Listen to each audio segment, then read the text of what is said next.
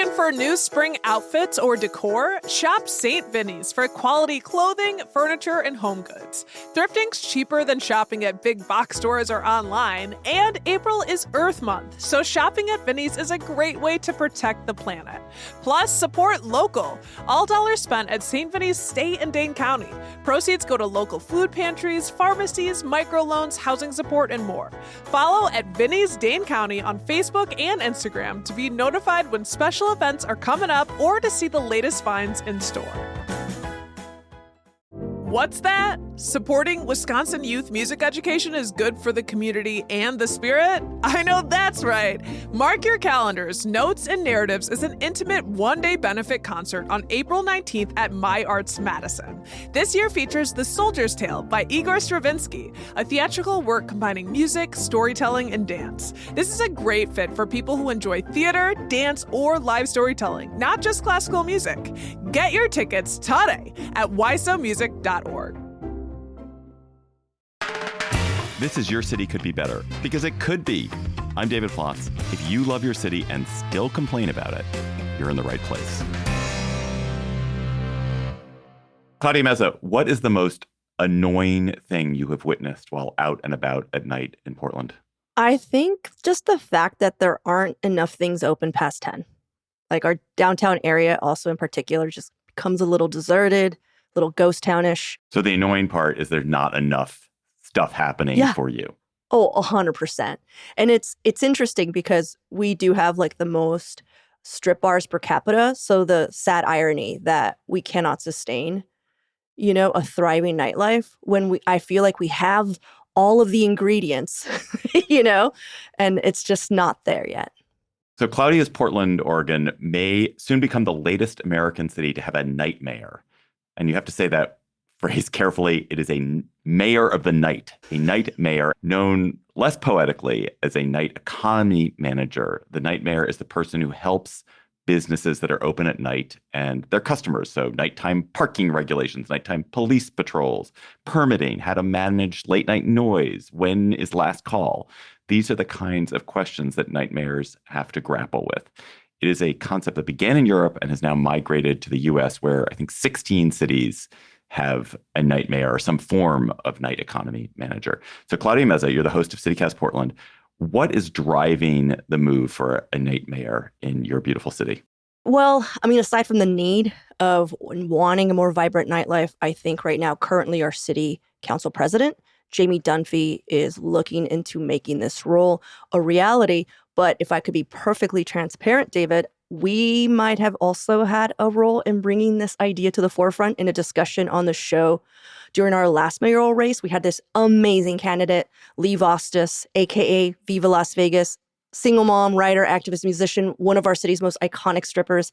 Her policy ideas felt like they could strengthen our downtown core where she works. And when she lost, like we all kind of assumed she would, including herself, we lamented how strong of a candidate she would have made if we had a mayor of the night. She was well-respected, connected, all the stuff. So last year, we actually brought on Philly's night economy director, Raheem Manning, on the show, asked him what he does exactly, talk through whether Portland could benefit from this type of leadership.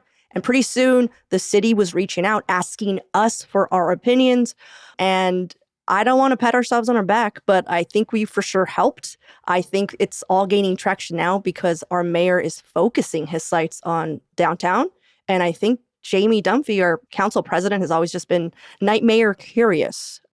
So in Portland, you already mentioned that maybe one of the problems the night mayor could address is not enough night activities. What are other challenges or annoyances specific to your city that you think a night mayor could help with? I think just overall declining foot traffic downtown, especially, and all the social issues that brings. Portland has never been a 24-hour city, but pre-pandemic, we did have a much livelier downtown where certain streets would get shut down for the weekend and, for pedestrian safety and club hopping, that kind of thing. But that's not the norm now. And when you have more deserted streets, you get more vandalism, more petty crime, more tents popping up in front of businesses, which is an issue for them. Broken wind, all that stuff, stoop poopers, which is real. And that all creates an environment. What? People who poop on your stoop? people poop on stoops, poop stoopers. Y'all know to have that in DC? I'm pretty sure you do. We do. You do. We probably do. So all of that creates an environment where citizens stay away from certain areas. And then they start seeing downtown is not safe, dirty, et cetera, all that stuff. And who is having to deal with all that are the businesses down there trying to make it.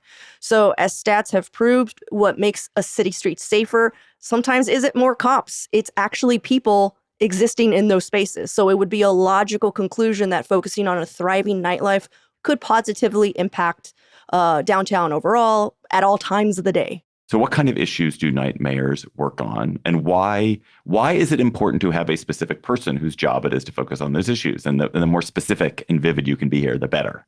Okay, so from my understanding, they act as like liaisons between city officials, police, residents, and businesses to manage and support the nightlife industry. They're facilitating permitting, zones, all that stuff for the clubs, venues, restaurants. They're also coming up with cultural activities and promoting them. They're essentially that like link between the 9 to 5 city hall schedule and the nightlife's actual working hours. When we had Raheem on, he said the most consistent issue he was dealing with at that point were noise complaints. So not sure how that would play out in Portland since our downtown does not have a high concentration of residents, but that's what he was dealing with in Philly. And why does that need my question is really, why does that need a person who is, I love the title of night mayor or even night economy manager. I love it as just like it seems cool. Mm-hmm. But why do they need it and not, there are cops, there are bureaucrats who have jobs like issuing alcohol and beverage permits. Why do they need to have somebody specifically who is tasked with this? Because I think a lot of nightlife industry feels ignored by City Hall. They don't think there's enough cops, or if there are cops, they're not really focusing on the things that matter to them, like vandalism, just things that would affect their business. I know DC has a night mayor for very similar reasons. I know New York has one. So I think these are issues that have been figured like, oh, we're not really paying attention. They're not coming to City Hall. They're not coming to these meetings because they're asleep or, they're too busy because they're working. So I think that this niche was created out of necessity. If you were the night mayor, what would be the first thing you would do? If I were the night mayor, oh my God, it would be a nightmare for one. I think the first thing I would do was I would try to prove that it was working and that my job was needed. I come from a science background. So I would immediately be like, this is the quadrant that we're putting resources into and that this is our test quadrant. And we're going to see if this quadrant, if all the things that we're hoping happen here. And if they don't, freaking fire me, put that money somewhere else, hire one more cop. I don't know. So I think that's what I would do is I would literally give myself limitations because I think the issue when people come up with these jobs or these ideas, especially in a super liberal city because we're all pie in the sky, big hearts, bright eyes, we just cannot wait to spend taxpayer money. We bite off. The truest thing you've ever said, Claudia. But it's true. We bite off way too big, And so I would be like, okay, what is the smallest bite we could do to prove that this is working? That's a really smart. I hope that your city council chair is listening to that.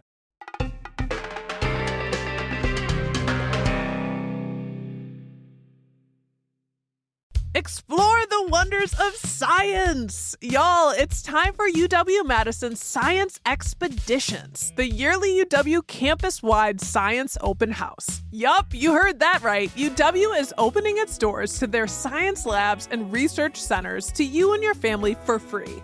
From April 10th through the 12th, you can adventure around your top-tier public land-grant research university. You can talk with world-class researchers, enjoy science demos, and get hands-on at interactive exploration stations. The variety of programming is amazing. You can learn anything from what the inside of the human lung looks like to the science behind ice cream. You can even meet marmoset monkeys at the Primate Center. Again, UW-Madison's Science Expeditions events are free and open to all. So, see you at the open house? Find the full schedule at go.wisc.edu/science expeditions. All right, it's time for our weekly segment, Banking Outside the Box with Oak Bank, with the sponsor of this episode, Oak Bank. It's your opportunity to get your banking and financial questions answered by an expert. Hi, I'm Stephanie East, Treasury Management Officer with Oak Bank, and today's question is, how do community banks support the local community as opposed to a large chain bank that's headquartered far away? Community banks invest client deposits right back into your local community. The money dispersed throughout our community supports families, businesses, and pertinent needs for everyone. At Oak Bank, the sense of community isn't just a nice bonus or just some theme that we operate or something we put in a mission statement. It really is how we operate and what we strive to do. Every year we have an annual pumpkin giveaway in the fall, and that is such a well-attended community event that everyone in the community looks forward to and also benefits one of our nonprofit partners for money raised during the event. That just shows that your money gets put to work at Oak Bank. We support Dane County causes and individuals. Our founder, Bob Gorsuch, likes to say that when he drives through a town, he can tell how well their local bank is run. If there's nice parks and libraries and thriving small businesses up and down Main Street, he knows there's a good community bank in town. And Fitchburg is certainly evidence of that. If community support is important to you, reach out to us at Oak Bank. Huge thanks to Oak Bank for sponsoring this segment. If you've got a banking or financial question, hit the link in the show notes. You might even hear it answered in an upcoming episode.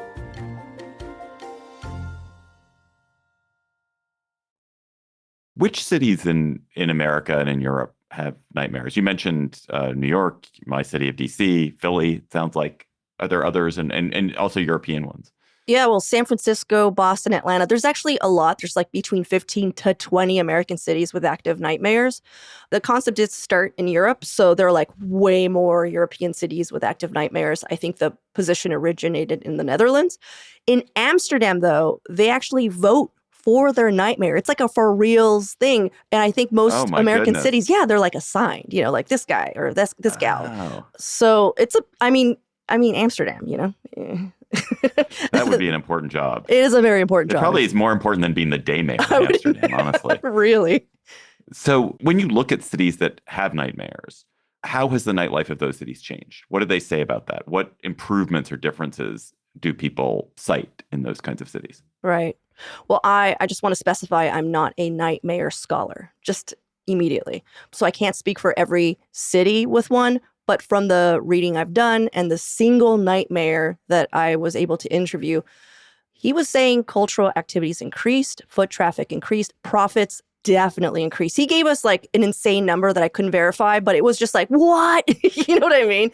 Just like hundreds and thousands of dollars. Safety increased. All good things. Again, the biggest gripe I heard was that once you get a lively nightlife, it gets loud. And that neighbors can get annoyed about it. So it appears that this is a good thing overall for cities that have these nightlives. Are there problems that don't necessarily get fixed by nightmares? It sounds like one problem that gets created may be noise because people are so bustling and they're out and about. Are there others that you've heard about that a nightmare does not really diminish because it's not accessible to them? Well, I just think that like the core social ills of our society, like homelessness and drug addiction, I'm sure a livelier downtown will clean up, quote unquote, the appearance of these issues, but they're just going to find a home elsewhere. I don't think it's solving homelessness. Like you might have less poop stoopers, but they'll be pooping somewhere else, Like I don't imagine that that's going to go away entirely. Does the nightmare actually work at night? Is the job, you're like on 4 to midnight, or do you work during the day and then you occasionally, once in a while, you'll go out at night just to see how things are going? But basically your job is like everybody else's job. It's kind of a 9 to 5-er. Well, when I was talking to Raheem, Philly's nightmare, he was like, yo, last night I was going to events, 11 p.m., midnight, visiting this business owner who wanted to talk to me, this business owner. And then I had to be at a city hall meeting at 8 a.m. So his schedule sounded painful to me. He must be sneaking naps. But it sounds like, again, since you're working with both of these communities, you have to physically be there or else you're not the nightmare. And you also have to like run back to City Hall and like figure it out with them. So, gosh, I don't know. It doesn't sound like an ideal schedule. Yeah, I mean, I guess because if it's a coordination job, coordination requires coordinating with both groups of people, the people who are working at night and all these people who don't work at night, but who issued those permits or who are the shift in charge of the cops who work at night. And those people are not working necessarily at 9 p.m. And so, yeah, that must be a very complicated schedule for people. Yeah.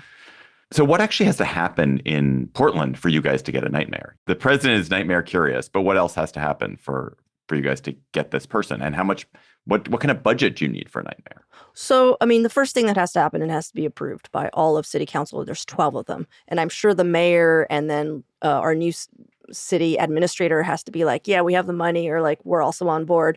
They're going to have to build the system of communication within City Hall, like how they're going to help shape policy, move permitting along. Because if they're like promising this person is going to, because also our permitting office, lovely people, just endless, just hole of red tape. So how are they going to be able to push stuff along further than themselves alone? You know, the business owners by themselves, escalate complaints, all of that. They all got to figure that out, I would imagine. Because if they hire this person and they're like, oh, I don't know. I mean, like that's a person set up for failure. And so far there hasn't been legislation. It's just, why are they not getting around to it? I guess if you guys were talking about this a year ago, why aren't they getting around to it now? Well, you know, as you know, with funding and stuff, it's always like what pot of money it comes from. So, yeah, we might have $500,000, but was it assigned for this or for that? Or, you know, do we have general fund money for this? Do we have, and we don't, David, we're actually in a deficit. Like, we're not flush with cash right now. Neither is our county or whatever, because of all of the issues that we've had to deal with,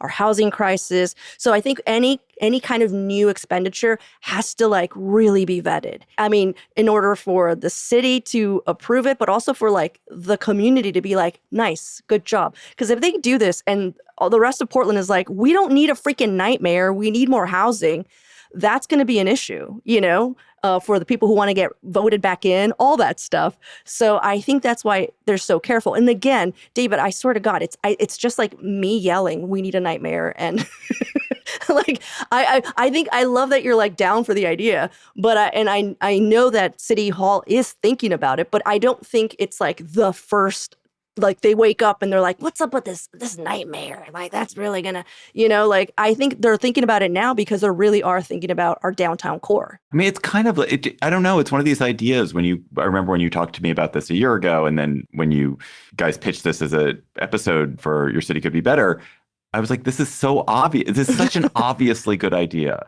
Yeah. It's so obvious that there's this whole like incredibly important experience of city life, which is, why do people live in cities? One big reason they live in cities and not in other places is that cities hustle and bustle, and they hustle and bustle at times of day that like small towns don't. And those times of day are night. And yet the city, the kind of official city, except for cops, basically shuts down and sort of leaves. It's like, oh, you guys do your seamy stuff at night, and we'll check in with you in the morning. Yeah. Check in on all the crime. But it's so obvious that like, oh yeah, if you just sort of applied some level of care and attention to the specific problems that come with the night, you'll get a better result. It's such a good idea. I can't believe you have to convince your city council president and your mayor that this is a real stretch. Yeah. I mean, we did have conversations with them. And I think at first they thought it would be like an honorary position. And I had to be like, you got to pay this person. This is a real job. This isn't a job. Walking around with a sash and things get done because somebody's wearing a sash at night. Right. That's not how that works. Right. But like, no, I think they're for reals thinking about it. I hope that it does get escalated. But I also trust that they kind of also know what's coming along the pike with like expenses, funding, all that. And if they're just like, we can't afford it right now, I would also believe them, because we're covering all of the expenditures, you know, all of the federal cuts that are hitting us, and why it kind of hits harder for Portland because of our specific issues. So I understand what they're trying to balance. But if it's a good enough idea, and our mayor is pretty ambitious, and he really was like, I'm going to fix downtown, I feel like this is a perfect idea to start moving that along. Yeah. Come on, mayor. All right. Last question of this segment, Claudia. What can Your City Could Be Better listeners in other cities take from this conversation to help make their city better? Maybe the takeaway is that if your city downtown core is struggling post-pandemic, like I know a lot of cities are, because I think those cities relied on workers rather than residents, like a lot of downtown cores. focusing on nightlife, the arts, cultural events, maybe even getting more people interested in moving downtown is a viable option. I feel like that's where my city is going, and I'm personally very excited about it. For example, David, we just heard about the Pink Light District that's forming downtown. This is a poetic vision that it's starting from the pink blossoms of our cherry trees on our waterfront to the Big Pink, which is one of our most famous buildings downtown. You might have seen it when you visited, David. It's famously big and pink. So this Pink Light District, it's going to be amazing. I'm already so excited. It's going to have public markets, outdoor stuff, live music, food, drink. It's happening, and I'm so excited. I'm going to answer my own question, which we've digressed on. I mean, it's obvious. Like, one of the things, the question was, what can people in other cities do? This idea of the nightmare is an idea essentially that Claudia and the other CityCast Portland folks planted. Like, it was a completely citizen driven. So if you're in a city which could use something like this, maybe your mayor and your city council just don't know about this concept. Bring it to their attention. Yeah. That would be my answer. Okay. See, David, you should have just answered. I don't know why you're asking. I should have just answered. I don't know why you're here. David, what do you think? Well, I don't know. David, I think it's a great idea. I would say the Big Pink District.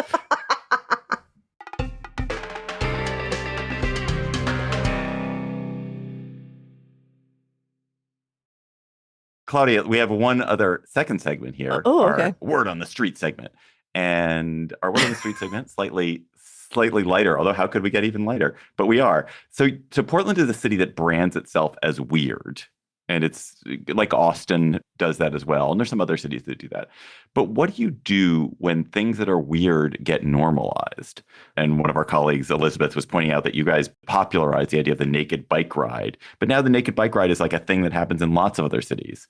So how do you stay weird enough to be like cool, but not so weird as to be unappealing, but also not so normal as to just be like every other city? So how do you live on that line? I wasn't aware we were branding ourselves as weird. I think those allegations are outside perceptions of fact-based truths just about my city. It's not like a careful marketing ploy. Do you remember that we had like this all-staff meeting yesterday, and you I asked, do remember. Yeah, I was there. You were there, right? I was there. You were there. And you asked all the new employees, what is the thing? Because that's how you introduce yourself to CityCast. What is it? The top thing you love about your city. And our latest, our CityCast Portland team member, new one, Grace, was basically saying, hey, I have a neighbor who walks his dog with his pet crow on his head. And that is my favorite thing about my neighborhood. And that dude is just living his life, David. Like, that dude pays his taxes, has kids. It's is not existing to freak out the man. Also, know that dude is probably envied by everyone in the neighborhood because we all want a crow best friend. Like, that's a Portland flex. And I also think that, like, keep Portland weird or keep anything weird is not fully understood. For one, the originator of that slogan is Austin, which is why I was like, yeah, we steal a lot of stuff. That's Austin. And they were using that in their like downtown area to remind people to shop local and keep their local identity from being diluted by what was coming, which was big box stores, Starbucks. So what that slogan to me actually means is stay true to your roots. Like, stay true to what makes you, weird. Not like, hey, let's go freak out Fox, or like, let's put on a Mad Hatter hat and ride a unicycle. Though that does happen, but that's just what living your truth looks like to some people, unfortunately. And this is just splitting hairs. World Naked Bike Ride is a worldwide event that was started in Vancouver, BC, way before Portland started ours. So I think Portland is just known for it now because of the protests, and we do consistently have like the largest one. But now we have two. Why? You didn't ask, but I'm gonna do it, David. I'm gonna answer my own question. We have one because an offshoot started saying, hey, that first one got too commercial, man. It just didn't stay weird. So now we have two. I hope I answered your question. Competing naked bike rides. Yeah. Man, we're going to get even more naked. More naked. That did answer my question. I mean, I live in a city, Washington, D.C. is a city which is aggressively unweird. That is not part of our branding. We don't go for that. And so I always find it enjoyable to go to cities which do aspire to that. But I also wonder about that. How much of it is marketing? How much of it is just like, actually, we attract people who are willing to live outside the bounds, the non-crow bounds that other people live by? I don't think no one's running for Senate You know what I mean? Like in Portland, no one's like looking out for their political career. So I think we are a little freer. That is so false. There's so many people in Portland who are looking out for their political career. You guys have senators, you have members of Congress. In fact, you had on your biking congressman last year before he retired. What's his name?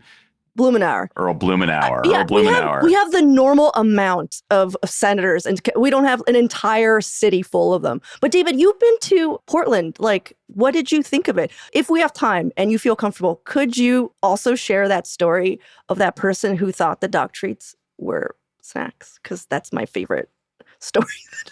When you were telling me I'm trying to remember this. We were doing at 503 Day, which is the celebration of Portland. There was a CityCast had sponsored this wonderful event that you were the MC of, celebrating 503 Day, the area code of Portland, and you got it declared a city holiday. Wonderful. And we had a CityCast tent, and we had dog treats out because it was such an open area and people could bring their dogs. And now I can't even remember, but somebody came on and ate one. But you said he was talking to you and kept eating, and you said nothing. Oh, I don't remember that. That was my favorite part. It's like, David, what did you? You're like, I said nothing. He was enjoying his life. I mean, most dog treats are very edible. They just are bland. It's to me, I was like, we gotcha, David. We gotcha. You just let someone exist eating dog treats. So I would have been like, yo, sir. Claudia, we've gotten really far off topic. That was during the day. That wasn't even a night event. That was a daytime event. That was so funny, though. Claudia Meza, host of CityCast Portland, thank you for coming on Your City Could Be Better. Listen to Claudia every weekday on CityCast Portland. As you can imagine, it is a fun show because you can hear that mischievous Meza style on this pod. Thanks for having me, David. Bye, Claudia. Bye.